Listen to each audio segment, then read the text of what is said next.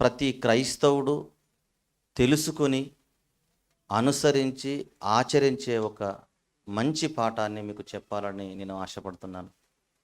అదేంటంటే, మనిషికి మంచి పేరు ఎలా వస్తుంది? మనిషికి మంచి పేరు ఎలా వస్తుంది? మంచి అంటే మనకు తెలుసు, చెడు అంటే కూడా మనకు తెలుసు. అయితే ఈ లోకంలో బ్రతుకుతున్నటువంటి ప్రతి మనిషి మంచి పేరు కావాలని కోరుకుంటాడు. ముఖ్యంగా క్రైస్తవులైతే మంచి పేరు కావాలని ఆశపడి జీవించే వాళ్ళు కూడా లేకపోలేదు. మంచి పేరు అనగానే పిలువబడుతున్నటువంటి పేరు అనుకుంటారండి కొందరు. పిలువబడుతున్నటువంటి పేరు ఏంటంటే, నా పేరు శ్రీనివాస్, నన్ను ఆహ్వానించినటువంటి అన్నగారి పేరు అంజన్న. మీకున్నటువంటి పేర్లు మీ తల్లిదండ్రులు మీకు నామకరణం చేశారు. మంచి పేరు అనగానే చాలామంది ఏమనుకుంటున్నారంటే, మనుషులకు పుట్టినటువంటి పిల్లలకు చిన్నతనంలో నామకరణం చేస్తారు కదా, పేర్లు పెడతారు కదా, ఆ పేర్లు మంచి పేర్లు పెట్టాలని ఆశపడుతున్నారు. నేను చెబుతున్నటువంటి మంచి పేరు ఆ మంచి పేరు గురించి మాట్లాడడం లేదు. మంచి పేరు అనగానే ఒక రెఫరెన్స్ చూపించి మంచి పేరు వెతికి అబ్బాయికైనా అమ్మాయికైనా ఆ మంచి పేరును నామకరణం చేస్తారు. ఉదాహరణకు ఒక కూతురు పుట్టిందనుకోండి, నా కూతురు జీవితకాలం అంతయు శాంతంగా ప్రశాంతంగా ఉండాలని శాంతమ్మ అని పేరు పెడతారు. మరలా కూతురు పుట్టిందనుకోండి వేరే వాళ్ళకు, నా కుమార్తె ప్రశాంతంగా బ్రతకాలని ప్రశాంతత అని పేరు పెడతారు. ఇక నా కుమారుడు ఎప్పటికీ జీవితకాలమంతయు జీవించే విధంగా ఉండాలి, అతని పేరు చిరంజీవి అని నామకరణం చేస్తారు. ఏమండి, ఎన్ని గొడవలు వచ్చినా ఎన్ని ఆటుపోట్లు వచ్చినా నా కుమార్తె సమాధానంగా ఉండాలి, సమాధానము అని పేరు పెడతారు.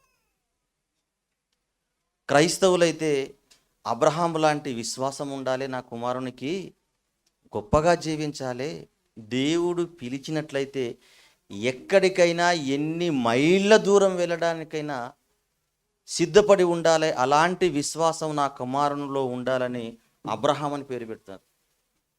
ఏమండి, పేరు పెట్టినంత మాత్రాన అతనికి మంచి పేరు వస్తుంది అనుకుంటే మాత్రం పొరపాటు.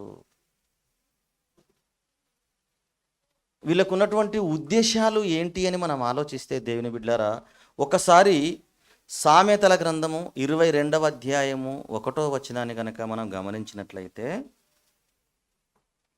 మనందరికీ తెలిసినటువంటి రెఫరెన్సుల్నే మరలా మనము ధ్యానం చేయబోతున్నాము.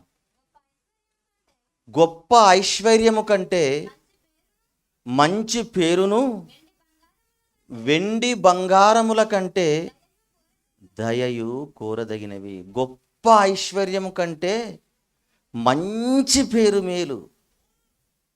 గొప్ప ఐశ్వర్యం కంటే ఏదంటమ్మా? మంచి పేరు కోరదగినవి. వెండి బంగారముల కంటే. నువ్వు బంగారాన్ని సమకూర్చుకొని దాచిపెడితే అది ఎక్కడనే ఉంటుంది. నువ్వు కోరుకోవలసింది బంగారం కాదు,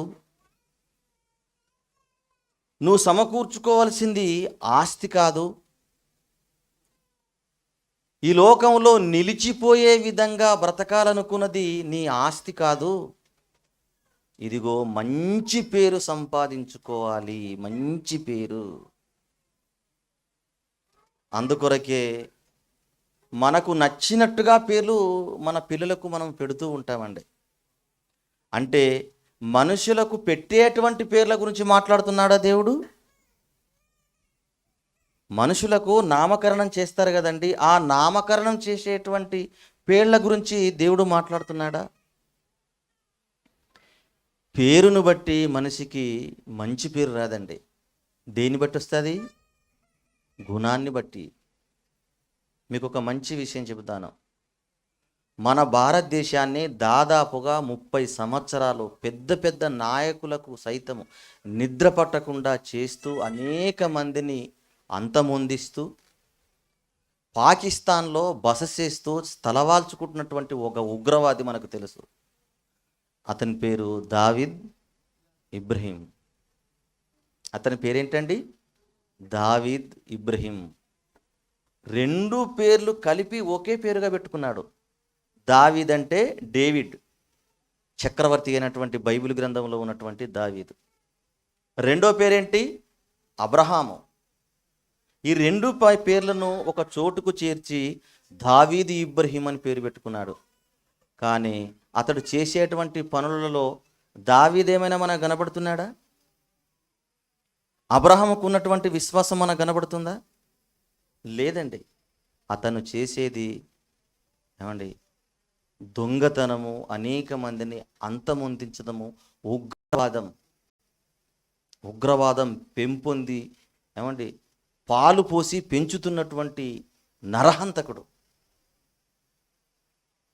పేరు మాత్రం చాలా బాగుంది. పేరు మాత్రం ఎలా ఉందమ్మా? చాలా బాగుంది, దావీద్ ఇబ్రహీం. కానీ దావీదులో ఉన్నటువంటి సాత్వికం లేదు, అబ్రహాములో ఉన్నటువంటి విశ్వాసం లేదు. ఈ 2 పేర్లు పెట్టుకొని ఆ పేర్లకే కళంకాన్ని తెచ్చిపెట్టే ఒక కరుడు గట్టినటువంటి ఉగ్రవాది. అంటే నామకరణం చేసినటువంటి పేర్ల ద్వారా మనిషికి భవిష్యత్తులో జీవితంలో మంచి పేరు అనేది ఎప్పటికీ రాదు. అలాగే ఒక అతను ఉన్నాడు, బ్లాక్ టైగర్. అతని పేరు ప్రభాకరన్ పిళ్ళే. తమిళనాడులో మరి ఎంతో మందిని హతమార్చి మన ప్రధానమంత్రి అయినటువంటి రాజీవ్ గాంధీని చంపేటువంటి విషయంలో కూడా ఆయనది కూడా పాత్ర ఉందని మాట్లాడతారు. పేరు మాత్రం క్రైస్తవుల పేర్లు, ప్రభాకరన్ పిళ్ళే. కానీ ఆయన యొక్క వ్యక్తిత్వం మాత్రము అనేక మందిని సంహారం చేసి చంపేసి ఉగ్రవాదిగా తను కూడా మరణించాడు. అంటే దేవుని బిడ్డలారా, లోకంలో ఉన్నటువంటి క్రైస్తవుల సైతము మంచి పేరు అనగానే నామకరణం చేసేటువంటి మంచి పేర్లు అనుకుంటున్నారు. ఈ పేర్లు పెట్టుకోవడం వల్ల మనిషికి మంచి పేరు అనేది రాదు. అలాగని పెట్టుకోకూడదు అంటలే నేను. పేర్లను బట్టి మాత్రమే ఆగిపోకుండా ప్రజల యోగక్షేమాలను తెలుసుకుంటూ, దేవుని కోసము బ్రతుకుతూ, దేవుని కోసము జీవిస్తూ, దేవుని యొక్క కార్యక్రమాలు చేస్తూ మరణించి మంచి పేరు తెచ్చుకోవాలి. ఆ మంచి పేరు గురించి నేను మాట్లాడబోతున్నాను. అర్థమవుతుంది కదమ్మా? ఆ మంచి పేరు గురించి నేను మాట్లాడుతున్నాను. అయ్యా, మంచి పేరు సంపాదించుకోవాలి. మీరు సంపాదించుకోవాల్సింది బంగారము, ఎండి, ధనము, సిరి సంపద సంపాదించుకోవడానికి మీరు ఆశపడకండి, ఆరాటపడకండి. మీరు దేన్ని సంపాదించుకోవాలంటే మంచి పేరును సంపాదించుకోవాలి. లోకంలో చాలామంది మన భారతదేశానికి స్వాతంత్రము తీసుకురావడానికి ఎంతోమంది పోరాటం చేసి, ఖైదును అనుభవించి, చెరసాలలో ఎన్నో రోజులు జీవించి, బ్రతికి మరణించి ఏమండి ప్రజల హృదయాలలో చిరస్థాయిగా నిలిచిపోయినటువంటి మంచి మంచి పేర్లు కలిగినటువంటి ఉద్దండులు, చరిత్రకారులు, మేధావులు, దేశం కోసం పోరాడినటువంటి గొప్ప దిగ్గజాలు ఎందరో మనకు కనబడతారు. అందులో మొట్టమొదటిగా మహాత్మా గాంధీ మనకు కనబడతారండి. అతని పేరు ఏంటండి? మహాత్మా గాంధీ. అతనికి మరొక పేరు కూడా ఉన్నది. అతన్ని ఏమంటారు? జాతిపిత. జాతిపిత అంటే, పిత అంటే తండ్రి అండి. జాతి అంటే భారతదేశంలో జీవించేటువంటి జాతికి ఆయన ఎవరట? తండ్రి. ఇప్పటికీ ఆయన జయంతిని చేస్తారు, ఆయన వర్ధంతిని కూడా చేస్తారు. అలాగని ఆయన ఏమైనా క్రైస్తవుడా? కాదండి. అంటే ఈయనకు ఇంత పేరు ఎలా వచ్చింది అని మనం ఆలోచిస్తే దేవుని బిడ్డలారా, గాంధీ అని పేరు పెట్టుకోవడం వల్ల ఇంత ఖ్యాతి రాలేదు, ఆయనకు ఇంత పేరు ప్రతిష్ట రాలేదు. ఆయన పోరాడినటువంటి పోరాట ప్రతిమ, ఆయన జీవించినటువంటి జీవన విధానం, సమాజం కోసం పోరాడి చెరసాలలు, క్విట్ ఇండియా, ఉప్పు సత్యాగ్రహము, ఇలాంటి ఎన్నో ఉద్యమాలను చేపట్టి అనేక మందికి ధైర్యాన్ని ఇచ్చి భరోసానిచ్చి భారతదేశానికి స్వాతంత్రం రావట్లో ప్రధాన భూమిక, కీలక పాత్ర పోషించాడు. కాబట్టి ఆయనను ఇప్పటికీ సమాజం మర్చిపోవడం లేదు. ఏమని? జాతిపిత. జాతిపిత అనేది ఒక పేరున్నది అతనికి. తల్లిదండ్రులు పెట్టినటువంటి పేరు గాంధీ అయితే సమాజం పెట్టినటువంటి పేరేంటో తెలుసా అతనికి? జాతిపిత. తల్లిదండ్రులు పెట్టినటువంటి పేరు ద్వారా సమాజంలో మనిషికి గొప్ప పేరు రాదు, కానీ ఆ సమాజమే ఆ మనిషికి పేరు పెట్టినప్పుడు ఆ పేరుకు గొప్ప ఘనత వస్తుంది. దేవుని బిడ్డలారా, మీరు ఆలోచించండి. ఎంతోమంది ఉద్దండులు ఉన్నారు, ఎంతోమంది గొప్ప గొప్ప నాయకులు ఉన్నారు. వారందరూ కేవలం స్వార్థం గురించి ఆలోచించకుండా ప్రజల యొక్క యోగక్షేమాల కోసం జీవించారు కాబట్టి, ప్రజల యొక్క అవసరత తీర్చడానికే బ్రతికారు కాబట్టి, ప్రజల యొక్క కోరికలను నెరవేర్చారు కాబట్టి, ఆ ప్రజల యొక్క సంతోషం కోసం ప్రాణాలు వదిలిపెట్టి వెళ్ళిపోయారు కాబట్టి వారికి ఈ లోకంలో మంచి పేరు రావడం జరిగింది. నామకరణం చేసినటువంటి పేర్ల ద్వారా మనిషికి గొప్ప పేరేం రాదు. గాంధీ అని పేరు పెట్టుకున్న వాళ్ళు గాంధీలా జీవిస్తున్నారండి? మీరు ఆలోచించండి. అబ్రహాం పేరు పెట్టుకుంటారు క్రైస్తవులు. అబ్రహాంకు ఉన్నటువంటి విశ్వాసం ఉంటుందా? దావీదు అని పేరు పెట్టుకుంటారు. దావీదు లాంటి సాత్వికం ఉన్నదా? యేసుక్రీస్తు అని పేరు పెట్టుకుంటారు. యేసు పాదం అని పేరు పెట్టుకుంటారు. ఆ పాదం ఎప్పుడు కూడా చర్చిలో మనకు కనబడదు. ఎక్కడుంటుందయ్యా యేసు పాదం అంటే? కళ్ళు కంపౌండ్లోనో, సినిమా హాల్లోనో, గొడవలు జరిగేటువంటి స్థలంలోనో. ఏం పేరు అతని పేరు? యేసు పాదం. ఈ పాదం చర్చిల్లో కనబడదు. దేవుని మాటలు వినడానికి ఎప్పటికీ ముందుకు రాదు. మరి పేరు మాత్రం యేసు పాదం. ఆయన పాదం ఎక్కడైనా పాపం ఉన్న చోటే ఉంటుంది. మరి ఆ పాదం యేసు పాదం అని పేరు పెట్టుకునే ప్రయోజనం ఏంటండి? పేరు లేదంటే దేవుని బిడ్డలారా, మనిషి జీవితంలో ఉంటుంది మంచి పేరు. అలాగే మరొక మాట చూసుకుందాం, చూడండి. ప్రసంగి గ్రంథం 7వ అధ్యాయము 1వ వచనం చూడండి. సుగంధ తైలము కంటే మంచి పేరు మేలు, పేరు ఖ్యాతి. సుగంధ తైలము కంటే మంచి పేరు మేలు, ఒకని జనన దినము కంటే మరణ దినము మేలు. మరణ దినము మేలు. సుగంధ తైలం అంటే అది బాగా చక్కటి కమ్మటి వాసన వస్తుందండి. సుగంధ తైలం అంటే చాలామంది ఆ తైలాలు కాస్త ఏమైపోయాయంటే సెంట్ల రూపంలో వెళ్ళిపోయాయి. ఎందుకు ఈ సెంట్ అంటే, కొంతమంది స్నానం చేయకుండా సెంటు కొట్టేసుకుంటే ఇక వాసన అనేది బాడీలో నుండి బయటికి రాదు. అలా వాళ్ళని కించపరిచినట్టుగా నేను మాట్లాడడం లేదు, వాస్తవాలను చెబుతున్నాను. మరికొంతమంది స్నానం చేసినా బెటర్గా మంచి స్మెల్ రావడానికి రకరకాల పర్ఫ్యూమ్ వాడుతూ ఉంటారు. ఆ వాసన పీల్చుకున్న వారికి ఒక ఉత్తేజం కలిగే విధంగా, ఆకర్షించే విధంగా, ఆయన బాడీ నుండి ఎలాంటి స్మెల్ వస్తుందని సంతోషపడే విధంగా అలాంటి పర్ఫ్యూమ్స్ కానీ ఇలాంటి సెంట్స్ ఎన్నో బాటిల్స్ మనం కొనుక్కుంటూ ఉంటారు. అయ్యా, నీ నుండి అలాంటి సువాసన వస్తుంది కదా, నీ నుండి అలాంటి పరిమళ వాసన వస్తుంది కదా, నీ నుండి అలాంటి సుగంధ ద్రవ్యాల వాసన వస్తుంది కదా. నిజంగా రావలసింది ఆ వాసన కాదు, నీ పేరులో నుండి వచ్చేటువంటి మంచి వాసన. ఏంటా వాసన? ఒక్కసారి యేసుక్రీస్తు పేరు చెప్పండి. మనుషులందరి కోసం ప్రాణం పెట్టినటువంటి యేసుక్రీస్తు పేరు చెప్పండి. ఎలాంటి వాసన అంటే అది? ఎలాంటి వాసన? మంచి సుగంధ తైలము కంటే మంచి పేరు మేలు, మంచి పేరు మేలు. ఒకని జన్మదినము కంటే మరణదినము మేలు. మరణదినము మేలు ఎందుకన్నాడు? జన్మదినాన్ని ఎందుకు తగ్గిస్తున్నాడు? మరణదినాన్ని ఎందుకు హైలైట్ చేస్తున్నాడు? జన్మదినంలో ఎవరైనా బాగానే ఉంటారండి. జన్మదినంలో ఎవరైనా బాగానే ఉంటాడు. బిన్ లాడెన్ పుట్టేటప్పుడు చాలా మంచివాడు తెలుసా మీకు? బిన్ లాడెను తన గర్భంలో నుండి ఈ లోకానికి వచ్చినప్పుడు చాలా మంచివాడండి. ఎంత మంచివాడంటే ఇప్పుడు ఉన్నటువంటి పరిస్థితుల్లో మనం ఇక్కడ ఉన్నాం కదా, ఇప్పుడు మన మంచి కంటే ఆయన మంచే చాలా గొప్పది. ఎప్పుడు?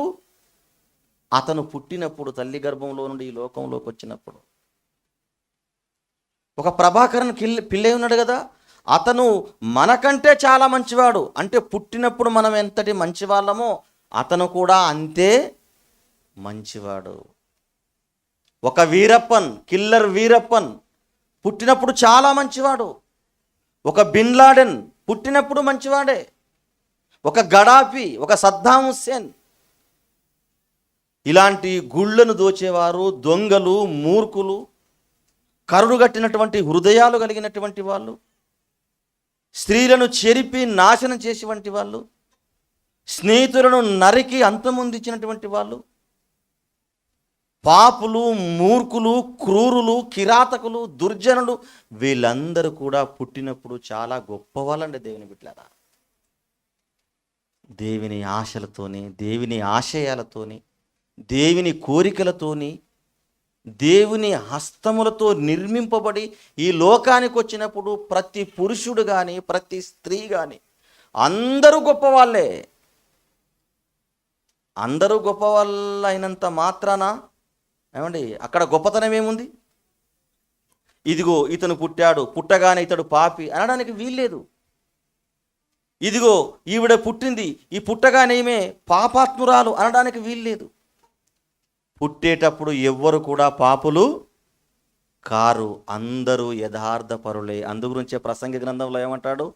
దేవుడు నరులను యథార్థవంతులునగా పుట్టించెను. వారు పుట్టేటప్పుడు ప్రతి ఒక్కరూ, వాడు క్రైస్తవుడైనా, హిందువైనా, ముస్లిం అయినా, బౌద్ధ మతస్థుడైనా, ఈ లోకంలో ఏ జాతికి సంబంధించిన వాడైనా, ఏ మతానికి సంబంధించిన వాడైనా, ప్రతి హృదయు, ప్రతి మనుష్యుడు అందరూ కూడా పవిత్రులే. అది గొప్పతనం కాదు. ఒకని జన్మదినం గొప్పతనం కాదు. పుట్టినటువంటి మనిషి మరణించేటప్పుడు గొప్పగా చనిపోతాడు చూడండి, అది గొప్పతనం. అర్థమవుతుందండి? సుగంధ తైలము కంటే మంచి పేరు మేలు, ఒకని జన్మదినము కంటే మరణదినము మేలెందుకన్నాడో తెలుసా? పుట్టేటప్పుడు అందరూ పవిత్రులుగానే పుడుతున్నారు, కానీ చచ్చేటప్పుడు మాత్రం అనేక మంది పవిత్రులుగా సావడం లేదు. అది గొప్పతనం. చనిపోయేటప్పుడు ఒక గొప్పవానిగా చనిపోవాలి. నువ్వు చనిపోయినప్పుడు, నేను చనిపోయినప్పుడు ఒక సాక్ష్యంతో చనిపోవాలంటున్నాడు దేవుడు. ఒక మనిషి నరహంతకుడుగా ఉండి చనిపోవాలని దేవుడు కోరుకోలేదు. ఒక స్త్రీ పాపము చేస్తూనే చనిపోవాలని దేవుడు కోరుకోలేదు. ఒక దొంగగా చనిపోవాలని దేవుడు కోరుకోలేదు. పుట్టినటువంటి మనిషి పవిత్రంగా పుట్టి దొంగగా చనిపోతే గొప్ప పేరు వస్తుందండి? లోకంలో నుండి ఇప్పటి వరకు వెళ్ళిపోయిన వాళ్ళు, దొంగలుగా చనిపోయిన వాళ్ళు చాలామంది ఉన్నారు. వ్యభిచారులుగా చనిపోయిన వాళ్ళు చాలామంది ఉన్నారు. నరహత్య చేస్తూ నరహంతకులుగా చనిపోయిన వాళ్ళు ఉన్నారు. ద్వేషులుగా, అసూయపరులుగా చనిపోయిన వాళ్ళు చాలామంది ఉన్నారు. అలా చనిపోయిన వాళ్ళను గొప్ప వాళ్ళు అనడం లేదు. అలా చనిపోయిన వాళ్ళని దేవుడు మంచి వాళ్ళు అనడం లేదు. చనిపోయేటప్పుడు గొప్ప పేరు రావాలి. ఆ పేరు బ్రతికుండగానే తెచ్చుకునే విధంగా ఉండాలి. సుగంధ తైలము కంటే మంచి పేరు మేలు, ఒకని జన్మదినము కంటే మరణదినం మేలెందుకన్నాడు తెలుసా? ఒక యేసు క్రీస్తులా చావాలి నువ్వు, అది గొప్ప పేరు. ఒక అబ్రహాంలా చావాలి నువ్వు, అది గొప్ప పేరు. ఒక ఎస్తేరులా చావాలి నువ్వు, ఒక మరియలా చావాలి నువ్వు, ఒక మార్తలా చనిపోవాలి నువ్వు. పేర్లు పెట్టుకున్నంత మాత్రాన, పెంటయ్య అని పేరు పెట్టుకున్నా పర్వాలేదు, కానీ ఆయన జీవితం ఎలా ఉండాలంటే సెంటులా ఉండాలండి. ఎలా ఉండాలమ్మా? సెంటులా ఉండాలి. పరిశుద్ధుడు అని పేరు పెట్టుకొని పాపం చేస్తూ చనిపోతే ప్రయోజనం ఏంటి? దేవుడు మనుషులకు నామకరణం చేసినటువంటి పేరును బట్టి పరలోకం ఇవ్వడు.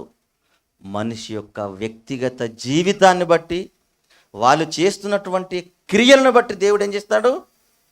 పరలోకం ఇస్తాడండి. దేవుని బిడ్డలారా, అంటే నీ జీవితం ఆదర్శంగా ఉండాలి. నీ ఆలోచనలు నీ కుటుంబానికి మాత్రమే ఉండకూడదు, సమాజానికి ఉపయోగపడే విధంగా ఉండాలి. సంఘాలను సంస్కరించే విధంగా ఉండాలని, సమాజాన్ని సత్యంలోకి నడిపించే విధంగా ఉండాలి. ఒక రకంగా చెప్పాలంటే క్రైస్తవుడు క్రైస్తవుని కోసం కాదండి, సమాజం కోసం. అలా ఉన్నప్పుడే మనిషికి మంచి పేరు వస్తుంది. ఆ పేరు జీవితకాలం ఉంటుందండి. దేవుని బిడ్డలారా, మనిషికి మంచి పేరు ఎలా వస్తుంది? పెట్టడం ద్వారా కాదు, జీవించడం ద్వారా, నీ క్రియల ద్వారా, నీ బ్రతుకు ద్వారా, సమాజాన్ని ప్రభావితం చేయడం ద్వారా, సమాజాన్ని సత్యంలోకి నడిపించడం ద్వారా, దేవుడెవరో తెలియని వారికి దేవుణ్ణి అర్థం చేయించడం ద్వారా, నీవు నీ కోసం కాకుండా నీ కుటుంబాన్ని నువ్వు పోషించుకుంటూనే సమాజం కోసం ఆలోచించడం వల్ల దేవుని బిడ్డలారా. అందుకొరకే రోమీలకు రాసిన పత్రికలో మంచి మాట దేవుడు మాట్లాడుతున్నాడు. రోమీలకు రాసిన పత్రిక 14వ అధ్యాయము 7వ వచనం చూడండి దయచేసి. రోమీలకు రాసిన పత్రిక 14వ అధ్యాయము 7వ వచనం. మనలో ఎవడును, రోమా సంఘానికి పౌలు గారు పత్రిక రాస్తూ, అయ్యా మీరు స్వార్థపరులుగా మిగిలిపోకండి, మీరు మీకోసమే అనుకోకండి, మీరు మీ కుటుంబం కోసమే అనుకోకండి. చాలామంది మన సంఘంలో వారి కోసమే బ్రతుకుచున్నారు. మీ గురించి మీరు బ్రతకండి, మీ కుటుంబం గురించి బ్రతకండి, సమాజాన్ని గురించి కూడా ఆలోచించండి. మనలో ఎవడును తన కోసమే బ్రతకడు, ఎవడును తన కోసమే చనిపోడు.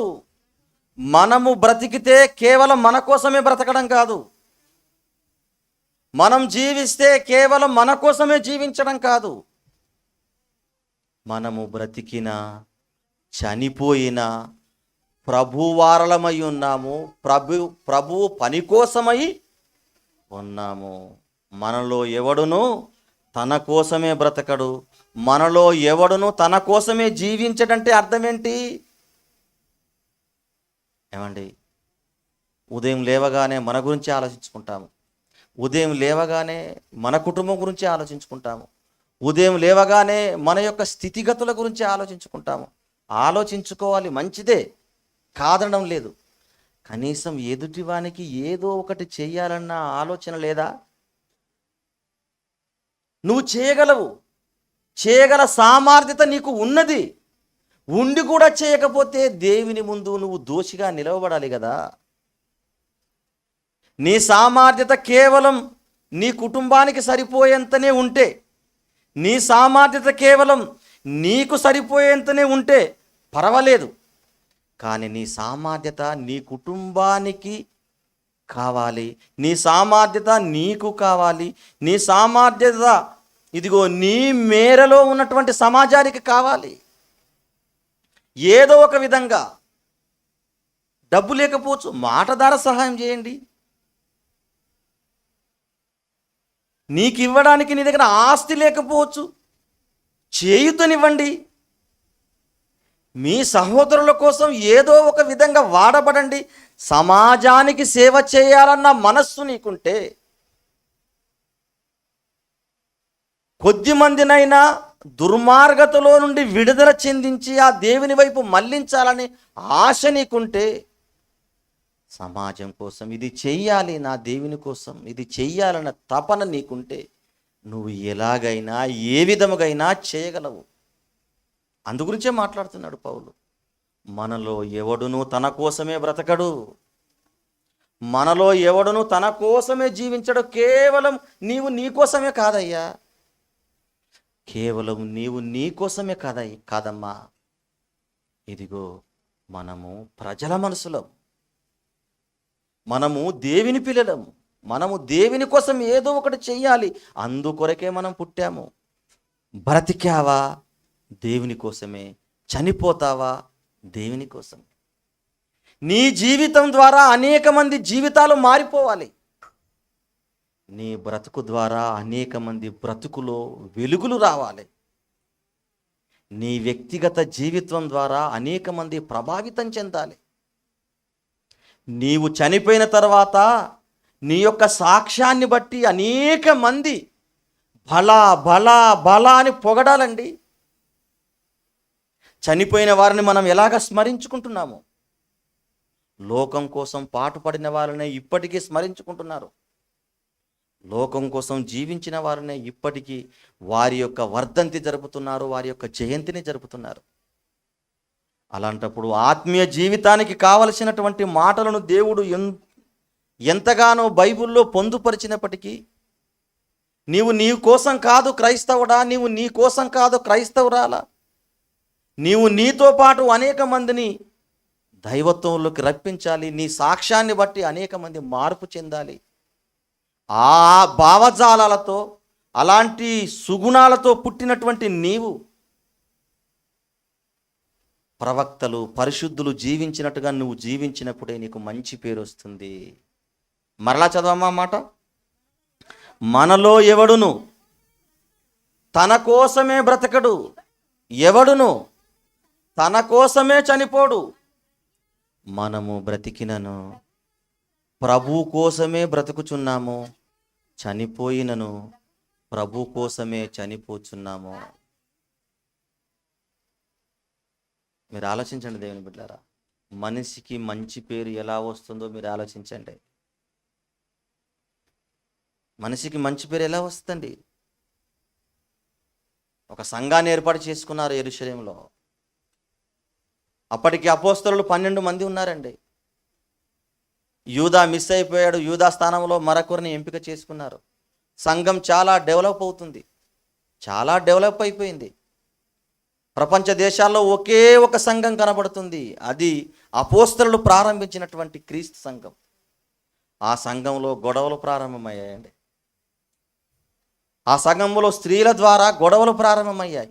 ఏ సంఘంలోనైనా పురుషుల ద్వారా గొడవలు ప్రారంభమయ్యే తక్కువ ఉంటవి, స్త్రీల ద్వారా గొడవలు అయ్యేవి ఎక్కువగా ఉంటాయి. స్త్రీలైనటువంటి మీరు బాధపడకండి, సత్యమే చెబుతున్నాను. నిజమంటారా కాదంటారా? ప్రారంభ సంఘం కూడా స్త్రీల ద్వారానే అందులో గొడవలు వచ్చేసేయండి. గొడవలు వచ్చిన తర్వాత పెద్దవాళ్ళైనటువంటి పేతురు, అపోస్తలులు అందరూ కూర్చొని ఒక ప్రత్యేకమైనటువంటి సమావేశాన్ని ఏర్పాటు చేసుకొని వాటి ఏంటి, ఏం చేద్దాం, ఈ గొడవల్లో పడిపోయి మనం ఇక్కడనే ఉంటే సమాజానికి క్రీస్తు యొక్క ప్రాణత్యాగం అర్థమయ్యేది ఎప్పుడు? అందరూ క్రైస్తవులుగా మారిపోయేది ఎప్పుడు? ఇంకా ఈ గొడవల్లోనే మనం నిమగ్నం అయిపోతే, ఈ సంఘం పైనే మనం ఆధారపడితే పరిస్థితి ఏంటి? అలాగానే సంఘాన్ని వృధాగా విడిచిపెట్టకూడదు, బాధ్యత లేకుండా ప్రవర్తించకూడదు. మరి లోకంలో ఉన్నటువంటి అన్యజనాంగానికి క్రీస్తు యొక్క ప్రాణత్యాగం అర్థం కావాలి.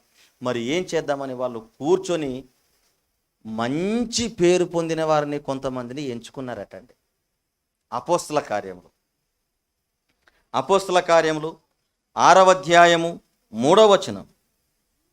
అపోస్తల కార్యములు 6వ అధ్యాయము 3వ వచనం చూడండి ఒకసారి. కాబట్టి సహోదరులారా, ఆత్మతోనూ జ్ఞానముతోనూ నిండుకొని మంచి పేరు పొందిన, అండర్లైన్ చేసుకోండి అక్కడ, మంచి పేరు పొందిన 7 మనుష్యులను మీలో ఏర్పరచుకొనుడి. మీరు వారిని ఈ యొక్క పరిచర్య చేయడానికి, సంఘాన్ని సంస్కరించడానికి, సంఘానికి దిశానిర్దేశం చేయడానికి, సంఘాన్ని సత్యములో నడిపించడానికి, సంఘాన్ని దేవుని యొద్దకు మళ్ళించడానికి, సంఘాన్ని మూల స్తంభాలుగా ఉండడానికి, ఇదిగో మాన సంఘంలో మంచి పేరు పొందినటువంటి ఎంతమందిని? 7 మనుషులని మీలో ఏర్పరచుకొనుడి. ఏం పేరు పొందినా? మంచి పేరు. మంచి పేరు. ఎవరెవరటండి? క్రింది ఇచ్చాడు చూడండి.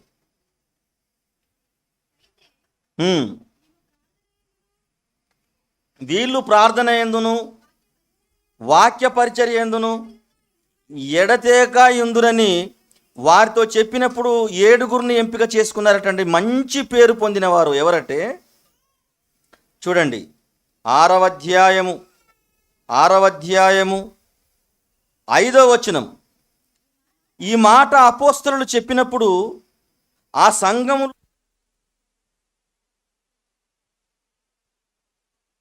వారు విశ్వాసముతోనూ పరిశుద్ధాత్మతోనూ నిండుకొనిన వారైన ముందుగా స్తెపెను, ఫిలిప్పు, ప్రొకోరు, నీకానోరు, తిమోను, పెర్మనాసు, యూదుల మత ప్రవిష్ణుడు అంతియొకయు వాడును అగు నికోలాసు అను వారిని ఏర్పరచుకుని. ఈ 7 మంచి పేరు పొందినవారటండి దేవుని బిడ్డలారా.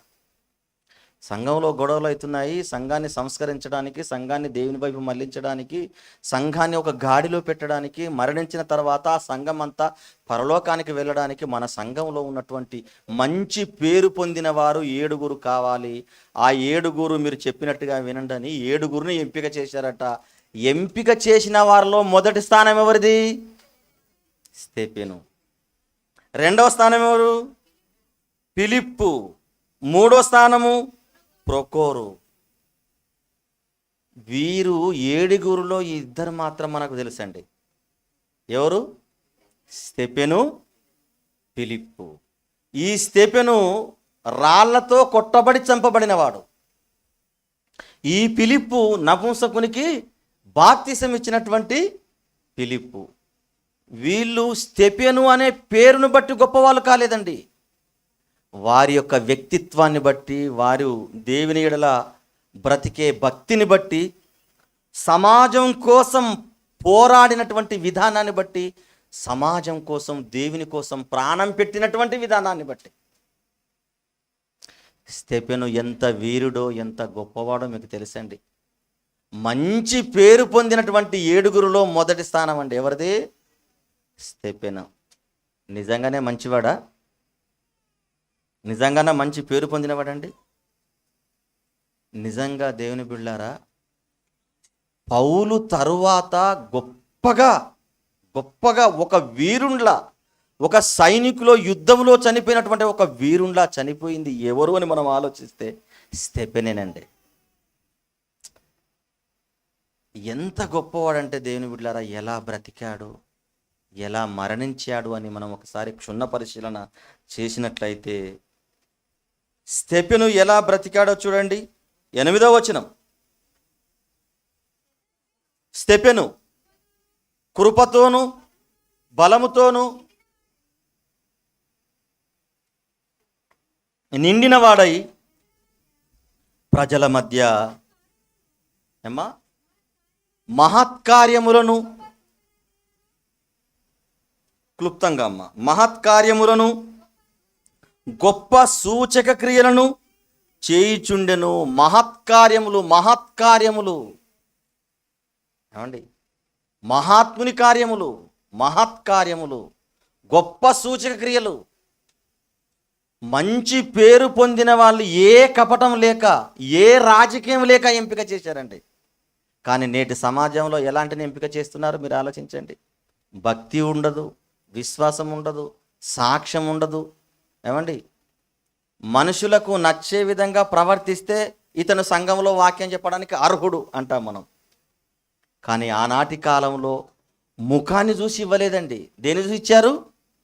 భక్తిని. ఇతడు దేవునికి పనికొస్తాడా, పనికిరాడా, ఇతడు యథార్థవంతనుడా కాడా, దేవుని యొక్క పనులను యథార్థంగా నెరవేరుస్తాడా? దేవుని కోసం ప్రాణమైనా పెడతాడా? సంఘం కొరకు ఏదైనా చేయగలడానికి సమర్థుడా? ఈయన ద్వారా అనేక మంది దైవత్వంలోకి రాగలుగుతారా? అలాంటి సాక్ష్యం పొందినటువంటి 7 మంచి పేరు పొందినటువంటి వారు, ఇది అండర్లైన్ చేసుకోండి, ప్రారంభించాడండి సేవ. ఎవరు? స్తెఫెను. ఏమని? ఆయన మహత్కార్యములను, అనేకమైనటువంటి సూచక్రియలను, యేసే రక్షకుడు, యేసే గొప్పవాడు, యేసు ద్వారానే పరలోకం ఉంది, ఆయనను అంగీకరించి ఆయన కొరకు జీవిస్తేనే తప్ప పరలోకానికి ఎవరు కూడా వెళ్ళలేరని ఆయన మాట్లాడుతున్నప్పుడు అనేక మంది ఆయన పైన కుట్ర పన్ని అతన్ని ఎలాగైనా సంహరించాలని పెద్దలకు ఫిర్యాదు చేశారండి. ఎక్కడ ఫిర్యాదు చేశారు? 12వ వచనం. ప్రజలను, పెద్దలను, శాస్త్రులను రేపి అతని మీదికి వచ్చి అతనిని పట్టుకొని మహాసభ యొద్దకు తీసుకుని పోయి అబద్ధపు సాక్షులను నిలబెట్టిరి. వారు ఈ మనుష్యుడును ఈ పరిశుద్ధ స్థలమునకును ధర్మశాస్త్రమునకును విరోధముగా మాట్లాడుచున్నాడని, ఇదిగో నజరేయుడైన యేసు ద్వారానే పరలోకం ఉందని చెబుతున్నాడు, ధర్మశాస్త్రానికి విరుద్ధంగా వాక్యాన్ని చెబుతున్నాడు, దేవునికి విరోధమైనటువంటి మాటలు మాట్లాడుతున్నాడు అని అబద్ధ సాక్ష్యాలను నిలబెట్టించి, అబద్ధ సాక్ష్యాల ద్వారా సాక్ష్యం పలికించి ఇతడు చావడానికి అర్హుడు, ధర్మశాస్త్రమునకు ఎవడైనా విరోధముగా మాట్లాడితే వాళ్ళలో ఉన్నటువంటి ఆర్టికల్స్ ప్రకారంగా, వారి యొక్క రాజ్యాంగం ప్రకారంగా మనుషుల మధ్య మనిషిని రాళ్లతో కొట్టి చంపాలి. ఈ రాళ్లతో కొట్టి చంపడానికి, ఈ శిక్షను అనుభవించడానికి స్తెఫెను అర్హుడు అని ప్రకటించారండి.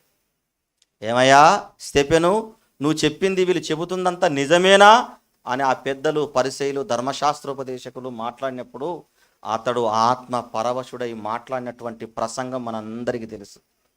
ఎంత గొప్పగా ప్రసంగించాడు. అయ్యలారా అని ప్రారంభిస్తాడు 7వ అధ్యాయంలో. అందుకు స్తెఫెను చెప్పినదేమనగా, సహోదరులారా, తండ్రులారా వినుడి. అయ్యలారా, వీరు చెప్పింది మీరు నమ్మకండి, నేను చెప్పేది దయచేసి వినండి. అయ్యలారా, అక్కలారా, అబ్రహాం పిల్లలారా, అబ్రహాం, ఇస్సాకు, యాకోబు వంశస్థులారా, దేవుడు ఏర్పరచుకున్నటువంటి జనులారా, దయచేసి మీరు జాగ్రత్తగా వినండి. అబ్రహాము మెసపోతిమీల కల్దీల దేశంలో ఉన్నప్పుడు దేవుడు అబ్రహాముని పిలుచుకున్నాడు. నేను చూపింపబో దేశానికి రమ్మని చెప్పాడు. అక్కడ నుండి మెసపోతిమి నుండి హారానుకు వచ్చాడు. హారాను నుండి పిలిపించుకున్నాడు దేవుడు. ఇదిగో మనం ఉన్నటువంటి ఈ కనాను దేశంలో ఆయన కాపురం ఉన్నప్పుడు, ఇదిగో నీవు బ్రతికుండగా ఈ కనాను దేశంలో నువ్వు అడుగు పెట్టడానికి, నువ్వు అడుగు పెట్టినటువంటి కొంచెం భూమి కూడా నీకు ఇవ్వను. ఇదిగో 400 సంవత్సరాల తర్వాత నీ గర్భవాసం నుండి వచ్చేటువంటి ఇజ్రాయేలులకు ఈ భూభాగాన్ని స్వాస్థ్యముగా ఇస్తానని చెప్పాడు దేవుడు. ఇదిగో 400 సంవత్సరాలు మనము ఐగుప్తు దేశంలో బందీగా ఉన్నప్పుడు దేవుడు మోషేని పుట్టించి ఆయన నాయకత్వంలో మనకు చెరసాల సంఖ్యలను తెంచి ఈ కానాను దేశానికి తీసుకువచ్చాడు. అప్పుడు ఐగుప్తు దేశం నుండి బయలుదేరినటువంటి ఇజ్రాయేలులు దేవుని నమ్మలేదు. ఇప్పుడు కూడా యేసుక్రీస్తు మన కోసం వచ్చాడు, ప్రాణం పెట్టాడు, ఆయన ద్వారానే రక్షణ ఉంది, ఆయన ద్వారానే మోక్షం ఉంది, ఆయన మరణించాడు, తిరిగి లేచాడు, ఆ క్రీస్తును అంగీకరించిన వాళ్ళకే ఆ పరలోకం ఉంటుందని స్తెఫెను చెప్పినప్పుడండి, దేవుని బిడ్డలారా, అందరూ చెవులు మూసుకున్నారటండి. ఆయన ప్రసంగానికి వాళ్ళు ఏం చేశారట? చెవులు మూసుకున్నారటండి. ఆయన దుర్బోధ చేస్తున్నాడా? ఆయన ఏమన్నా పాడైపోయే బోధ చేస్తున్నాడా? సమాజాన్ని నాశనం చేయడానికి బోధ చేశాడా? ఎంత మాట అని చెవులు మూసుకొని ఏం చేశారటండి? 7వ అధ్యాయము 54వ వచనం. వారు ఈ మాటలు విని కోపంతో మండిపడి అతన్ని చూసి పండ్లు కొరికిరి. చూడండి 58వ వచనం. పట్టణపు వెలుపలికి అతనిని వెళ్ళగొట్టి రాళ్ళు రువ్వి చంపిరి. సాక్షులు సౌలు అను ఒక యవ్వనుని పాదముల యొద్ద తన వస్త్రములు పెట్టిరి. ఇప్పుడు 60వ వచనంలో మాట్లాడుతున్నాడు స్తెఫెను. అతడు మోకాలుని, ప్రభువా వారి మీద ఈ పాపము మోపకమని గొప్ప శబ్దంతో పలికెను.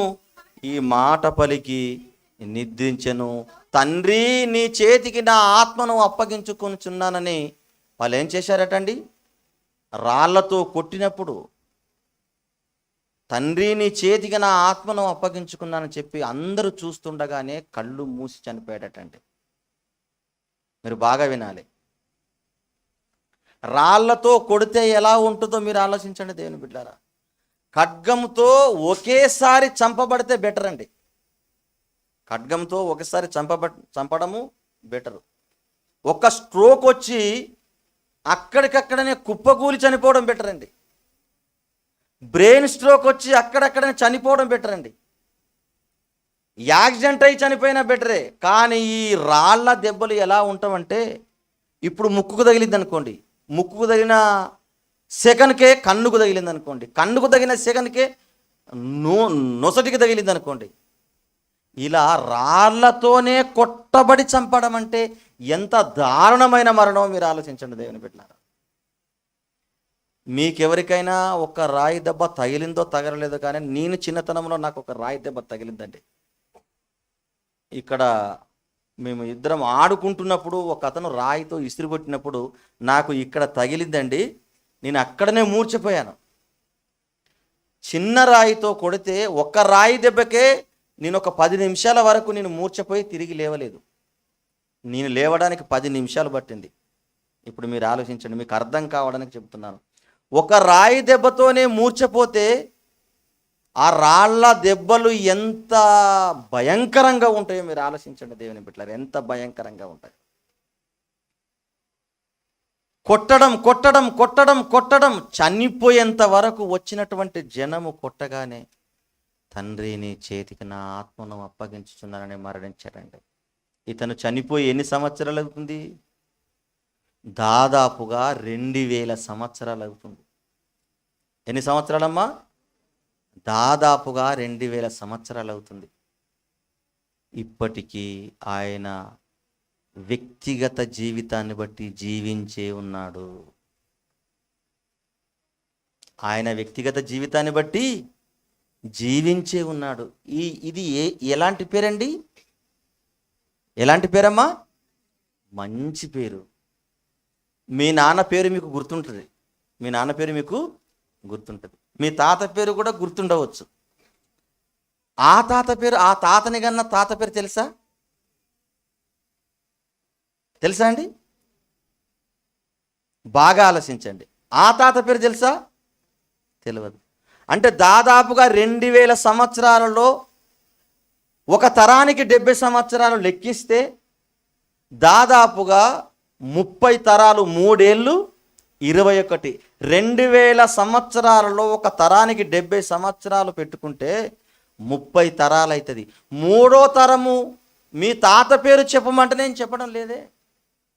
మా నాన్న పేరు తెలుసు నాకు, మా తాత పేరు తెలుసు, కానీ ముత్తాత పేరు నాకు 3వ తరం తాత పేరు తెలియదు మనకు. ఇక 30 తరాల తాతలు మనకు తెలుసా?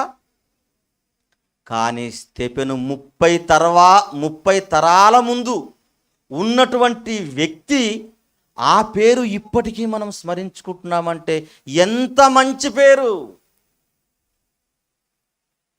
ఎంత మంచి పేరండి మీరు ఆలోచించండి దేవుని బిడ్డలారా. 2000 సంవత్సరాలే కాదు, 20,000 సంవత్సరాలైనా ఇక ఇతని పేరు మరుగున పడిపోదు. మరుగున పడిపోతుందమ్మా? మరుగున పడిపోదు. ఎందుకు మరుగున పడిపోదు? స్తెఫెను చనిపోయిన తర్వాత ఒక్క స్తెఫెనే చనిపోయాడు. ఇప్పుడు ఈ లోకంలో 100 మంది స్తెఫెనులు ఉన్నారండి. ఎంతమంది స్తెఫెనులు ఉన్నారు? 100 మంది స్తెఫెనులు, 1000 మంది స్తెఫెనులు. ఒక రకంగా చెప్పాలంటే లక్షల మంది స్తెఫెనులు పుట్టుకొచ్చారండి. ఒక పాస్టర్ పేరు స్టిఫెన్, ఒక విశ్వాసి పేరు స్తెఫెన్. నాకు తెలిసి ఇక్కడలో ఉన్న వాళ్ళలో కూడా స్తెఫెను ఉండే ఉంటాడు. అంటే ఎంత మంచి పేరు మీరు ఆలోచించండి దేవుని పిల్లలు. 2000 సంవత్సరాలైనా స్తెఫెను గురించి ఇంకా మంచిగా మాట్లాడుకుంటున్నామంటే బైబిల్ గ్రంథంలో వ్రాయబడినటువంటి మాటల్లో సువర్ణాక్షరాల కంటే విలువైన అక్షరాలండి ఇవి. గిన్నీస్ బుక్లో ఉన్నటువంటి పేర్లైనకైనా విలువ లేదు కావచ్చు, కానీ బైబిల్ గ్రంథంలో ఉన్నటువంటి ఆ ప్రవక్తల అపోస్తుల పేర్లు గొప్పగా ఉన్నవండి దేవుని బిడ్డలారా. మీరు ఆలోచించండి. ఎప్పటికీ నిలిచిపోయేటువంటి పేర్లు, ఎప్పటికీ నిలిచిపోయేటువంటి పేర్లు.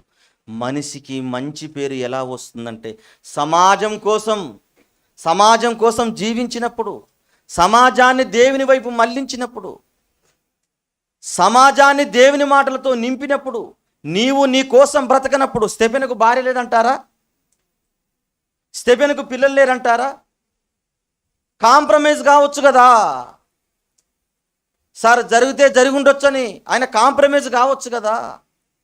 నాకు పిల్లలు ఉన్నారు అనుకోవచ్చు కదా, నాకు భార్య ఉన్నది అనుకోవచ్చు కదా. ఇప్పుడు నేను చనిపోతే నా పిల్లల్ని ఎవరు పోషిస్తారు? నా భార్యకు రక్షణ ఏంటి? నా కుటుంబం పరిస్థితి ఏంటి అని ఆలోచించలేదండి. నేను చనిపోతే వేల మంది క్రైస్తవ్యాన్ని స్వీకరిస్తారు. అదే జరిగింది కదండి. మీరు ఆలోచించండి దేవుని బిడ్డలారా. అందుకొరకే అపోస్తలులకు తెలుసు, మంచి పేరు పొందినటువంటి వారిని 7 ఎంపిక చేశారు. ఆ 7 మొట్టమొదటి స్థానం స్టెఫెనండి దేవుని బిడ్డలారా. ఇక మనిషికి మంచి పేరు ఎలా వస్తుందంటే మనందరికీ తెలుసు. ఇంకెవరండి? ఎవరు కనబడతారు మనకు? అందరికంటే గొప్పవాడు యేసు.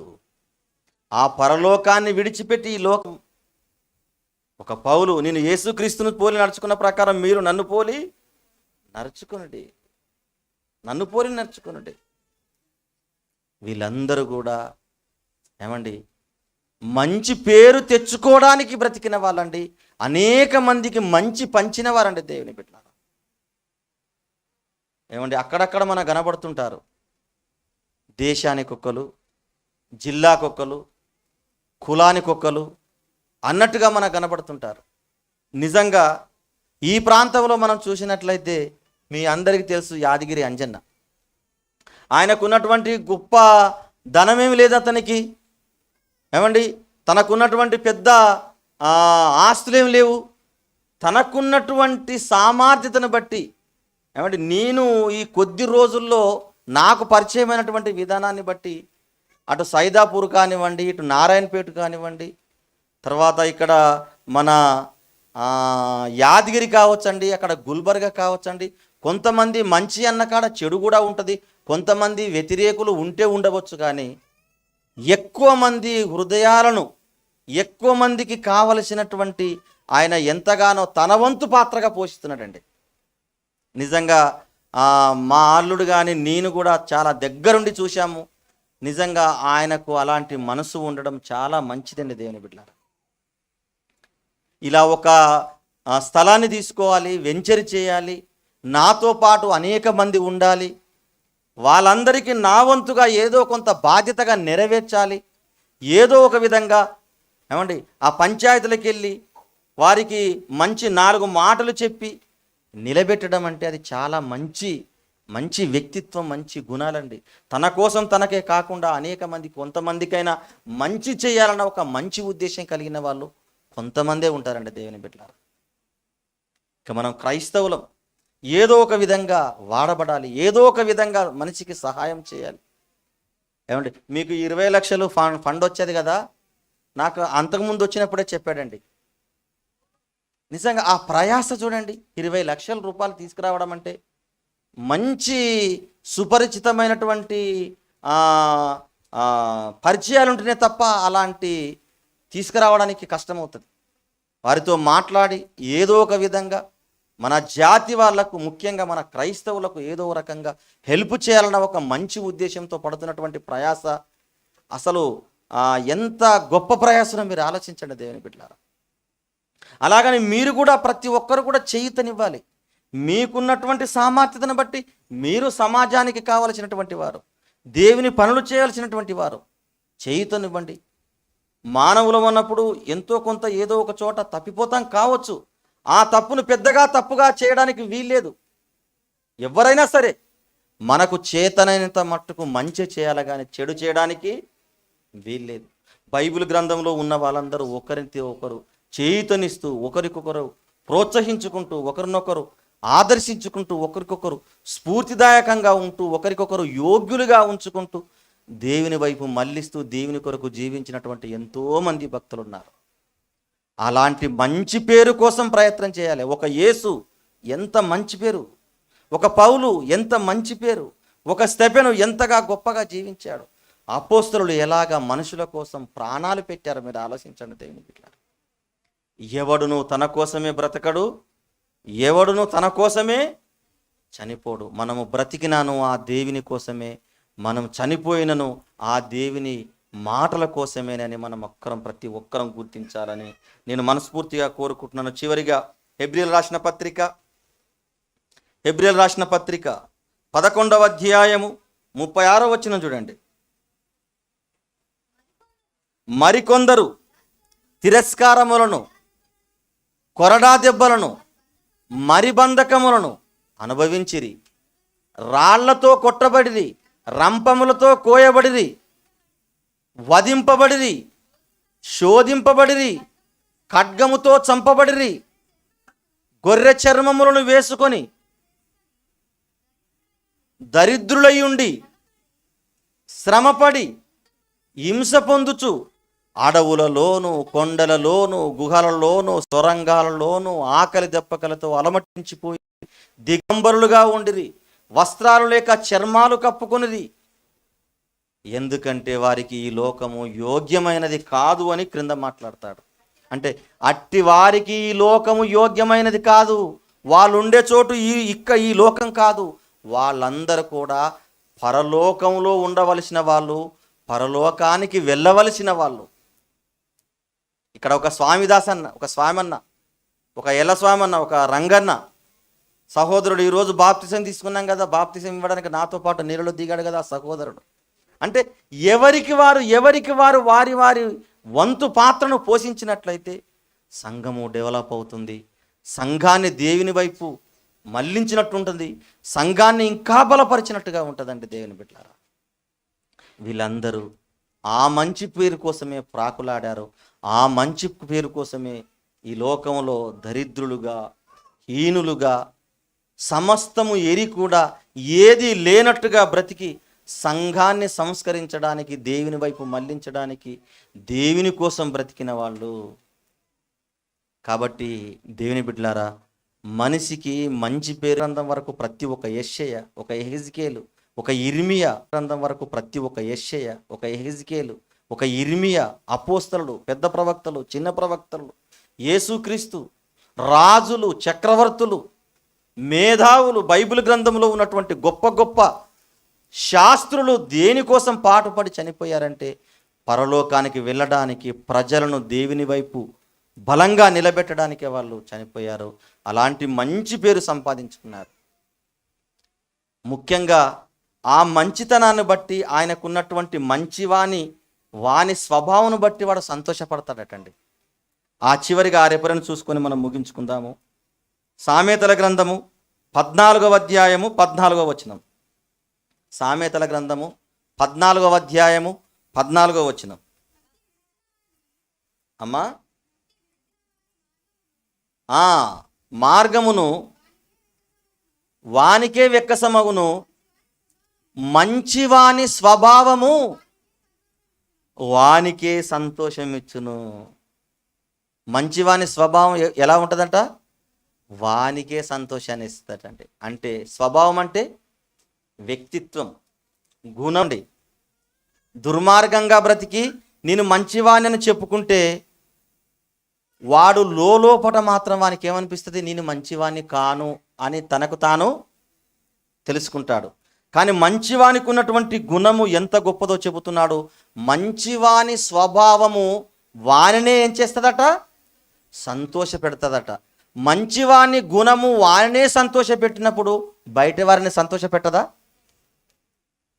అందుగురించే యోహాను సువార్తలో, యోహాను రాసిన పత్రికలో అంటాడు, నీవు నిజంగా నీ మీద నమ్మకం కలిగి ఎప్పుడైతే ఉంటావో నువ్వు పరలోకానికి వెళ్ళడానికి అర్హుడవు. నువ్వు నమ్మాలి, నీ వ్యక్తిత్వము నీకు నచ్చాలి. నీ భక్తి జీవితము నీకు నచ్చినట్లయితే ప్రపంచంలో ఎవరికైనా నచ్చుతుంది. కొంతమంది నచ్చకపోవచ్చు, వాళ్ళు అసూయపరులు, ఈర్ష్యపరులు, ఓర్వలేని వాళ్ళు, నీ భక్తి జీవితాన్ని గిట్టని వాళ్ళు. తక్కువ శాతము నిన్ను మెచ్చుకోరు, కానీ ఎక్కువ శాతం మాత్రం నిన్ను మెచ్చుకుంటారు. అందుకొరకే అంటున్నాడు, మంచివాని స్వభావం వానికే సంతోషాన్ని ఇచ్చును.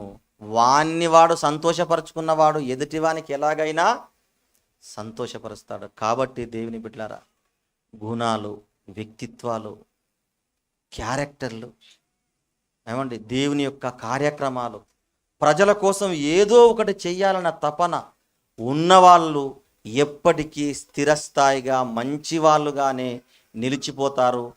మంచివానికి మంచి పేరు ఇలానే వస్తుందని గుర్తించి ఈ మాటలు మీరు మనసులోకి చేర్చు. అగ్నిలో కాలే పొట్టువా అనే పాఠం ఉంటుంది, మీరు అందరూ కూడా ఉండండి.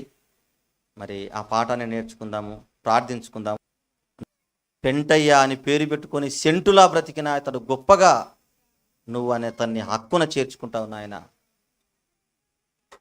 లోకములో బైబిల్ గ్రంథములో నిలిచిపోయిన వాళ్ళు, సంఘాలను సంస్కరించి సత్యాన్ని పాటించి నీతిగా బ్రతికి ప్రజల కోసం మరణించినటువంటి వాళ్ళు, గొప్ప గొప్ప వాళ్ళు ఎందరో మంచి పేరు తెచ్చుకున్న వాళ్ళు, లోకానికి సంబంధించినటువంటి వాళ్ళు, సర్దార్ వల్లభాయ్ పటేలు, సుభాష్ చంద్రబోస్, మహాత్మా గాంధీ, ఇలాంటి భౌతికంగా ఆలోచించిన వాళ్ళే ఇప్పటికీ నిలిచిపోయారు.